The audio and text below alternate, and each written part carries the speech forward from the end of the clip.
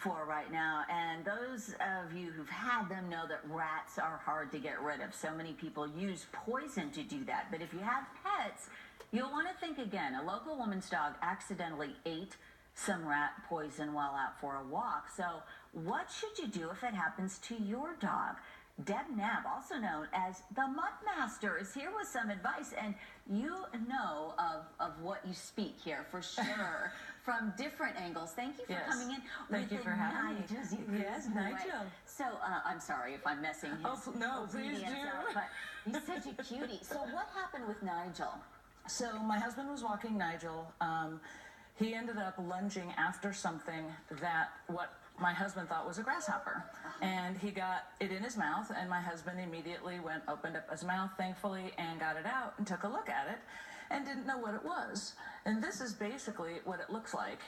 It comes in two different colors, green and blue, and he looked at it, didn't know what it was, and put it in his pocket thinking he'd ask me about it later. Well, the next morning he had forgotten, and we walk out into the garage and he picks it up. He said, "What is this?" And I said, "Oh my Lord, I just saw this morning on Facebook happening in Aurora. Somebody was throwing rat poison over the fences of dogs," but this was in Castle Rock. Okay. So I immediately said, "Do you think he ate any of it?" And he goes, "No, I really believe I think I got it all." But I said, "Would you bet your life on it?"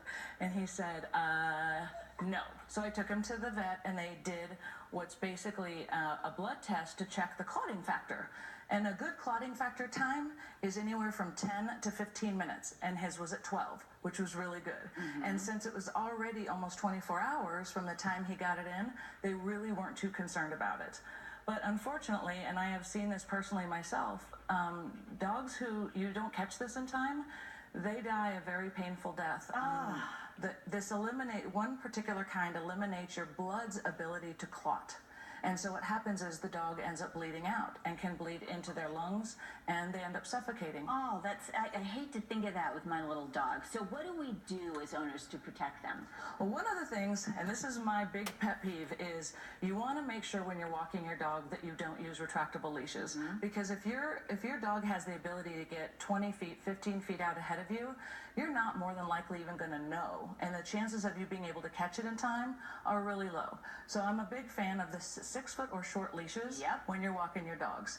If your dog does ingest some, you want to get them to the vet right away, because they can start to administer vitamin K if it's the blood clotting one, and they will start to possibly give your dog blood transfusions or plasma.